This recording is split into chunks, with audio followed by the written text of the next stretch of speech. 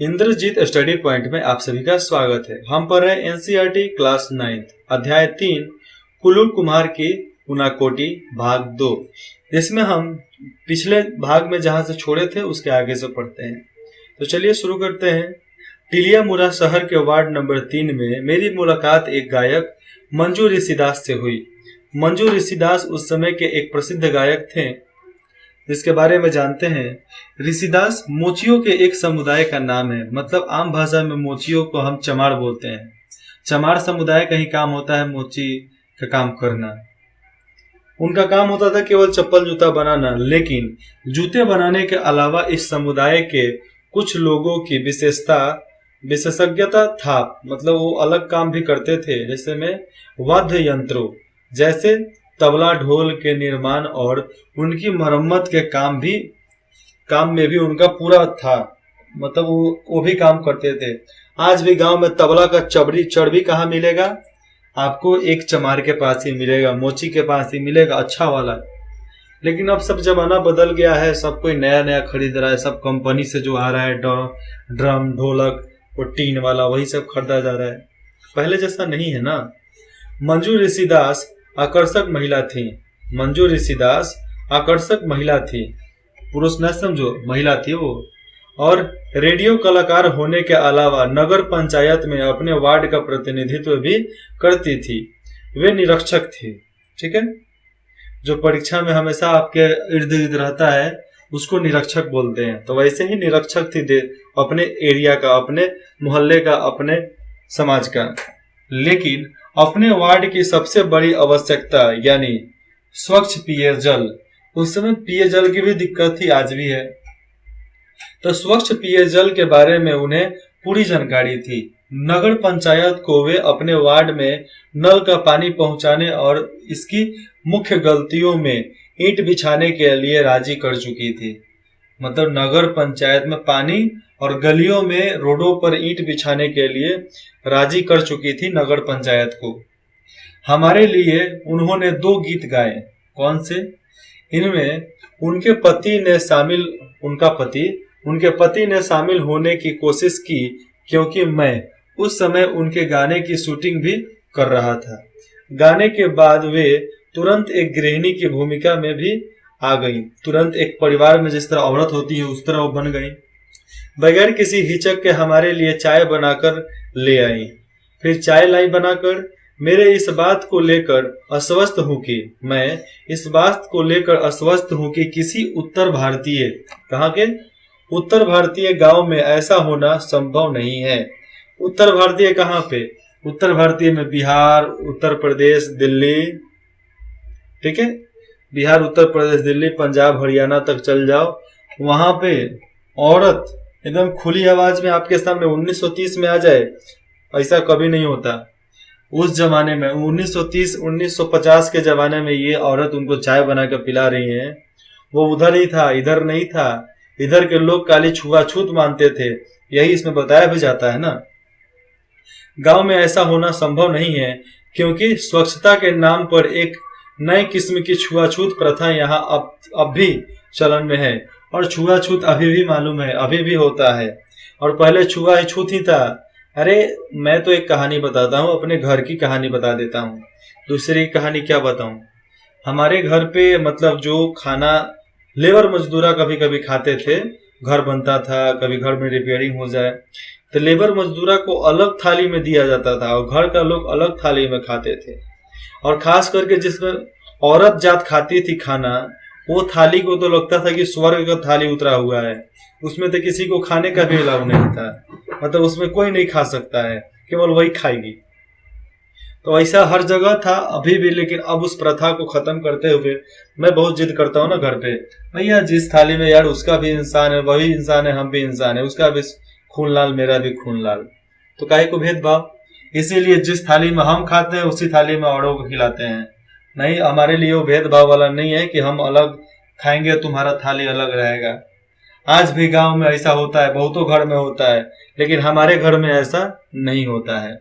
मैं आशा करता हूं कि जो भी ये चैप्टर पढ़ रहा है वो अपने घर में ऐसे छुआछूत प्रथा खत्म कर दे।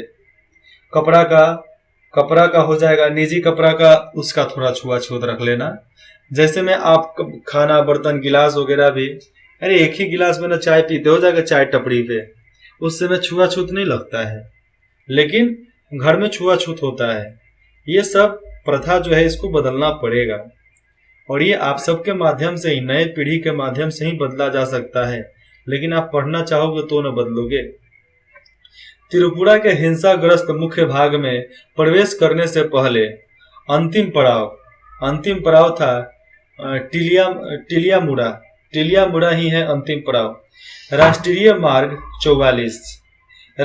राजमार्ग 44 पर अगले 83 किलोमीटर यानी मनु तक की यात्रा के दौरान ट्रैफिक सीआरपीएफ की सुरक्षा में काफिलों की शकल में चलता है। मतलब जब भी वहां पर काफिला चलता है तो उसमें सीआरपीएफ भी वहां पर होते हैं, जिनके सुरक्षा में ही वो सारा लोग वहां से एक जगह से दूसरे जगह जा सकते हैं। मुख्य सचिव और आईजी सीआरपीएफ से मैंने निवेदन किया था कि वे हमें घेरेबंदी में चलने वाले काफिले के आगे आगे चलने दे। मतलब जो घेराबंदी हमारे लिए हुआ था, उस घेराबंदी से निकालकर हमको आगे आगे चलने दे। थोड़ी ना नुक्कड़ के बाद, मतलब थोड़ी सी नुक्कड़ के बाद से बस उसके लिए वो तैयार हो गए, वे इसके लिए तैयार हो गए। लेकिन उनकी शर्त यह थी कि मुझे और मेरे कैमरामैन को सीआरपीएफ की हथियारबंद गाड़ी में चलना होगा। मतलब आपको और आपके कैमरामैन को, दोनों को हथियारबंद गाड़ी में, मतलब पूरा गाड़ी के अंदर ही सीआरपीएफ का जो गाड़ी होता है उसके अंदर ही चलना होगा। यह काम हमें अपने जोखिम पर करना होगा, और यह काम हमें अपने जोखिम पर करना होगा। आपकी सुरक्षा ही हमारी, मतलब यहाँ पर कार्यरत रहने का अधिकार है। यही मेरा काम है, सुरक्षा देना। काफिला दिन के 11 बजे के आसपास चलना शुरू हुआ। मैंने अपने शूटिंग की काम में ही इतना व्यस्त था कि उस समय तक डर के लिए कोई गुंजाइश ही नहीं थी। उस समय डर भय कुछ था ही नहीं ज्यादा। तब तक मुझे सुरक्षा प्रदान कर रहे सीआरपीएफ कर्मचारी ने साथ ही निचली पहाड़ियों पर इरादन रखते हुए, मतलब एकदम सीना मजबूत करते हुए, पत्थरों की तरफ मेरा ध्यान आकर्षित नहीं किया। ठीक है। 2 दिन पहले हमारा एक जवान यही विद्रोहियों द्वारा मार डाला गया था, क्योंकि उनमें से एक जवान वहां पर कार्यरत थे, वहां पर निगरानी कर रहे थे, लेकिन आतताइयों ने उन्हें गोली मारकर मार दिया। उसने कहा, मेरी रीढ़ में एक झुरझुरी सी दौड़ रही है। झुरझुरी मतलब झिनझिनाहट सी दौड़ रही है। होता है कभी कभी, पहाड़ पर चढ़ने पर होता है। मनु तक की अपनी शेष यात्रा में मैं यह ख्याल अपने दिल से निकाल नहीं पाया कि हमारे रीढ़ की हड्डी में झंझनाहट है। हमें घेरे हुए सुंदर और अन्यथा शांतिपूर्ण प्रतीत होने वाले जंगलों में किसी जगह बंदूकें लिए विद्रोही भी छिपे हो सकते हैं। मतलब जहां भी इस सुंदर वातावरण, सुंदर जंगल में कहीं भी शांतिपूर्ण प्रतीत लगता हो, तो समझो कि वहां पर कोई ना कोई बंदूक बंद विद्रोही छिपे हुए हैं, चाहे छिपे हुए हो सकते हैं। त्रिपुरा के मुख्य नदियों में से एक मनु नदी के किनारे स्थित मनु का छोटा कस्बा, मतलब छोटा गांव था मनु का। जिस वक्त हम मनु नदी के पार जाने वाले पुल पर पहुंचे, सूर्य मनु नदी के जल में अपना सोना उड़े डाला था। मतलब अपना प्रकाश नदी के पानी पर मतलब दिया था, जिसके वजह से वो प्रकाश पड़ने के वजह से वहां का वातावरण और भी सुंदर दिखने लगता है। वहां मैंने एक और काफिला देखा। एक साथ बंधे हजारों बसों का एक काफिला किसी विशाल ड्रैगन जैसा दिख रहा था। मतलब वहां पर एक साथ हजारों बस जा रहे थे। मतलब जब चलते थे तो लगता था कि ड्रैगन चल रहा है, मतलब बड़ा सा एनाकोंडा सांप चल रहा है। और नदी पर बहा चला जा रहा है। डूबते सूरज की सुनहरी रोशनी से सुलगा रही थी किसको, मतलब वहां के मौसम को। और हमारे काफिले को सुरक्षा दे रही सीआरपीएफ की एक समूची कंपनी के उलट किसी सुरक्षा का काम सिर्फ 4 व्यक्ति संभाल रहे थे। और जो हमें सुरक्षा दे रही थी सीआरपीएफ का काफिला, उसमें से 4 व्यक्ति ही वहां पर सुरक्षा दे रहे थे, बाकी सब सो गए थे क्योंकि थकावट होता है चलने में। अब हम उत्तरी त्रिपुरा जिले में आ गए थे, मतलब उत्तरी त्रिपुरा जिले में, मतलब पूरा असम के तरफ। ठीक है, यहाँ की लोकप्रिय घरेलू गतिविधियों में से एक है अगरबत्तियों के लिए बांस की पतली सीके तैयार करना। मतलब वहां पर अगरबत्ती जलाने के लिए एक बांस की सिरका, मतलब पतला सा वहां पर बांस की जो डैनिया होती है उसको लिया जाता था, उसको सीके बोलते थे। तो सीके तैयार करना उनका काम था। अगरबत्तियां बनाने के लिए इन्हें कर्नाटक और गुजरात भेजा जाता था और उसको कर्नाटक या गुजरात अगरबत्ती बनाने के लिए भेज दिया जाता था। उत्तरी त्रिपुरा, जो उत्तर का त्रिपुरा था, जिले का मुख्यालय कैलाश शहर है। और उत्तरी त्रिपुरा जिले का मुख्यालय कैलाश शहर है, जो बांग्लादेश की सीमा के काफी करीब है। कहाँ पे? बांग्लादेश के काफी करीब है। 2 किलोमीटर से करीबन 5 किलोमीटर के करीब में ही है। मैंने यहाँ के जिला अधिकारी से मुलाकात की, जो केरल से आए एक नौजवान निकले। वे तेज तरफा, मतलब एकदम तेज, बहुत तेज, मिलनसार और उत्साही व्यक्ति थे।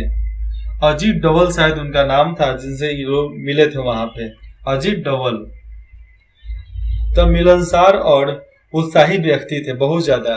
चाय के दौरान उन्होंने मुझे बताया कि टीपीएस टरू पोटैटो सीड्स, क्या नाम था, टरू पोटैटो सीड्स की खेती को त्रिपुरा में खासकर उत्तरी जिला में किस तरह सफलता मिली है, ये सब जानना जरूरी था।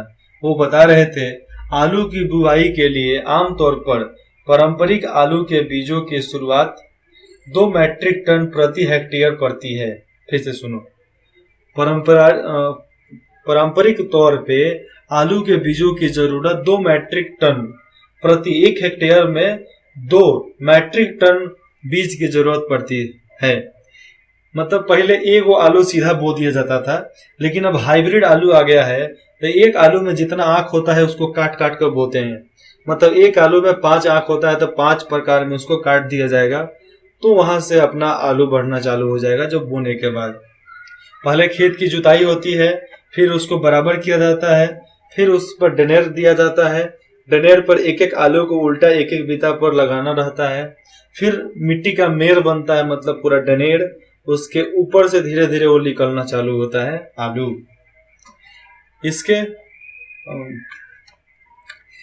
इसके विरक्ष टीपीएस का नाम क्या था? True potato seeds.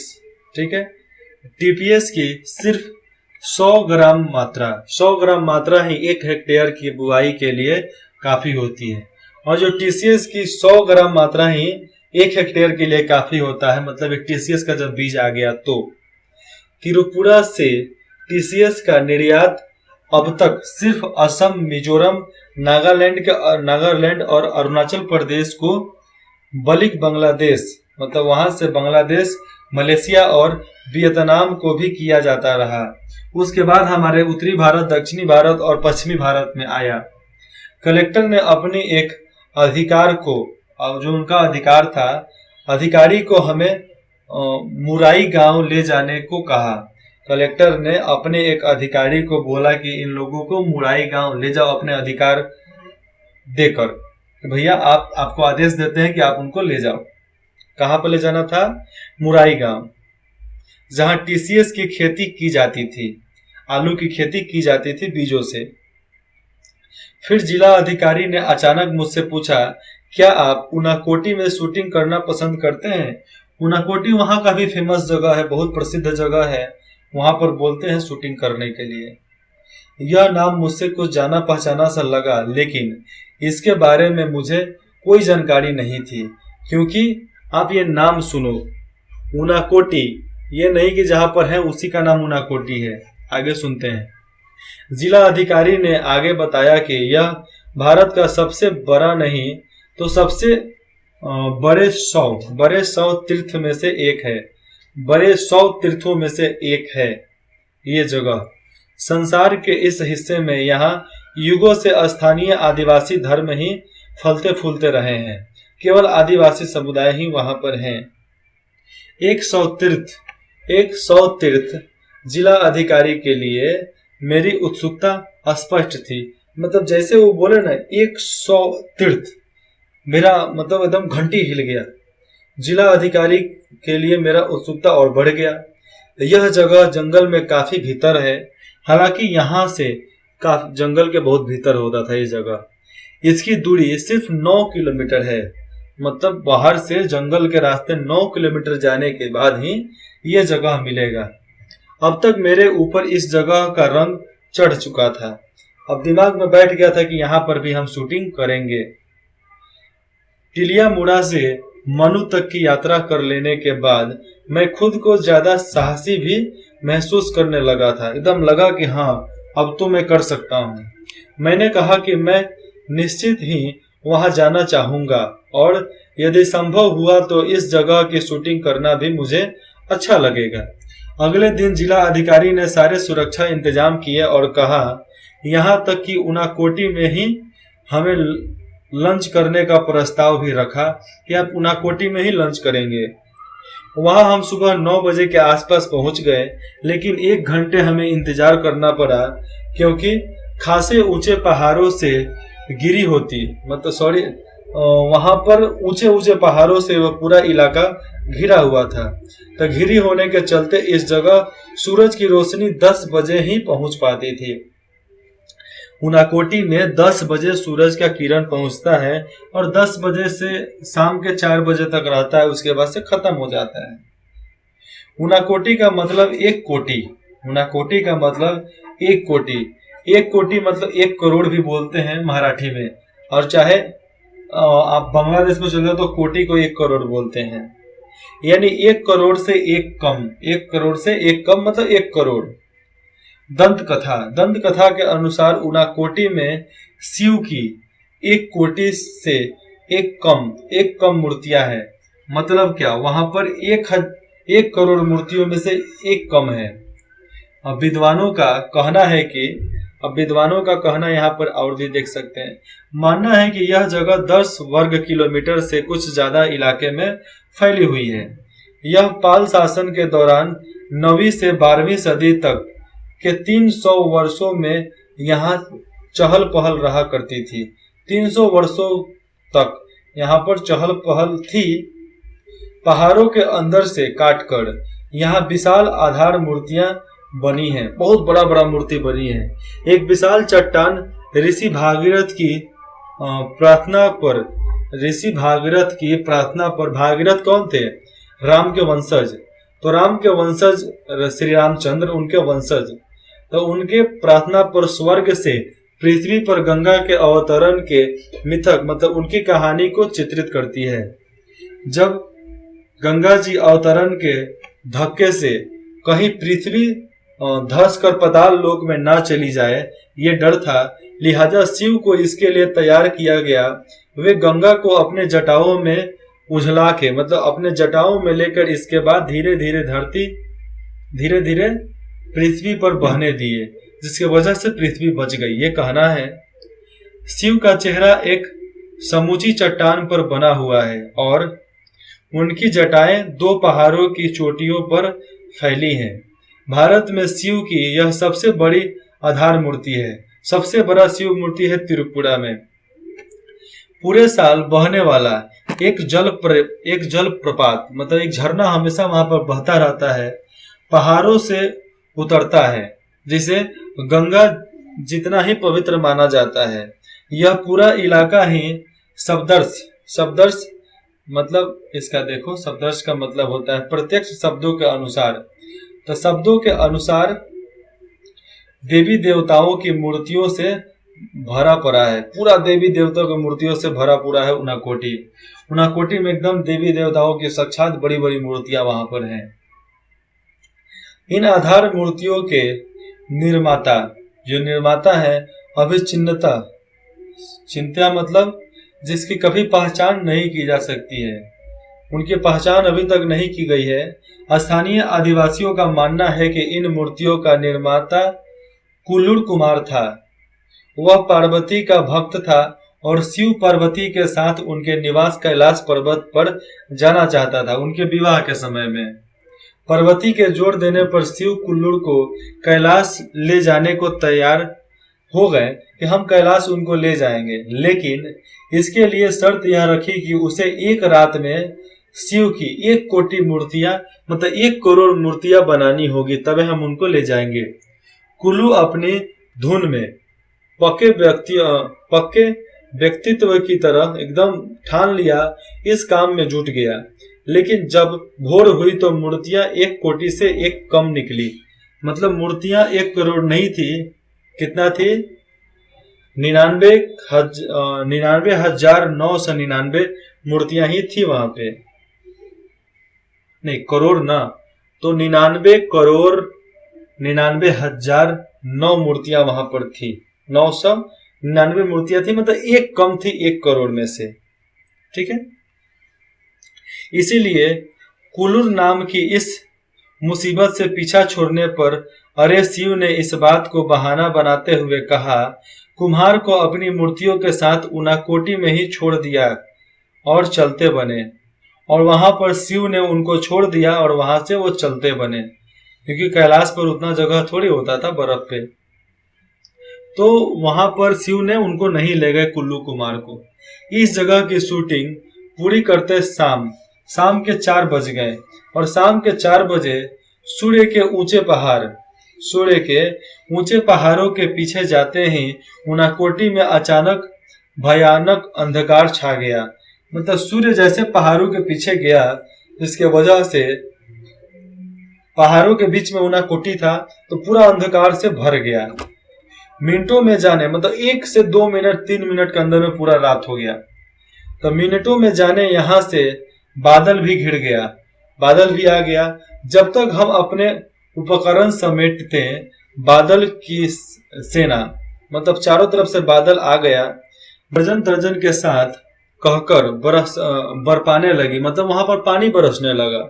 शिव का तांडव शुरू हो गया था, जो कुछ वैसा ही था जैसा मैंने 3 साल बाद जाड़े की एक सुबह दिल्ली में देखा, और जिसने मुझे एक बार फिर उनाकोटी पहुंचा दिया था। और जिस तरह उनाकोटी को देखने के बाद लगता है क्या ऐसी अचानक आने वाली आपदा ये कुछ कम नहीं होती है, वैसा ही सुबह इन्होंने दिल्ली में भी देखा था जब वो दिल्ली में थे। यहाँ पर ये पाठ खत्म होता है। आप यहाँ पर क्या सीखे हैं, ये आप प्रश्न को सॉल्व करके, प्रश्न को बनाकर आप इसके बारे में जान सकते हैं। एक तरह से ये जानकारी थी कि उनाकोटी में क्या हुआ, ठीक है, और त्रिपुरा में कौन कौन से तीर्थ स्थल हैं, वहां पर धर्म स्थल है, कौन कौन से मशहूर शहर है वहां पे। अब बोध प्रश्न, उनाकोटी का अर्थ स्पष्ट करते हुए बतलाइए कि यह स्थान किस नाम से क्यों प्रसिद्ध है। बताना है कि उनाकोटी नाम से प्रसिद्ध है, लेकिन क्यों है। पाठ के संदर्भ में उनाकोटी में स्थित गंगा वितरण की कथा को अपने शब्दों में लिखिए। कुल्लू कुम्हार का नाम उनाकोटी से किस प्रकार जुड़ गया, ये बताइए। मेरी रीढ़ में एक झुरझुरी सी दौड़ रही है। लेखक के इस कथन के पीछे कौन सा घटना जुड़ी है। त्रिपुरा बहु धार्मिक समाज का उदाहरण कैसे बना।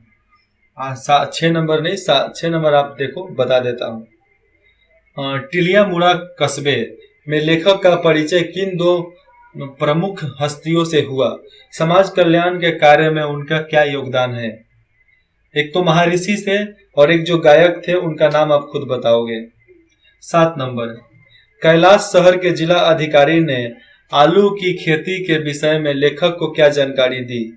त्रिपुरा के घरेलू उद्योगों पर प्रकाश डालते हुए अपनी जानकारी के कुछ अन्य घरेलू उद्योगों के विषय में बताइए। और यहाँ पर आपका यह पाठ खत्म होता है। फिर मिलते हैं, अगला हमारा पाठ होगा मेरा छोटा सा निजी पुस्तकालय, जिसको लिखने वाले धर्मवीर भारती हैं। इसके बारे में जल्द ही पढ़ेंगे, आप नीचे प्लेलिस्ट में जाकर पढ़ सकते हैं। इंद्रजीत स्टडी पॉइंट में जुड़ने के लिए आप सभी का बहुत बहुत धन्यवाद। आशा करता हूँ कि आप ऐसे ही इंद्रजीत का साथ दीजिएगा और अपने शिक्षा को बढ़ाइएगा। अगर कुछ भी डाउट हो, सलाह देना है तो आप बेझिझक कमेंट करके बता सकते हैं। धन्यवाद।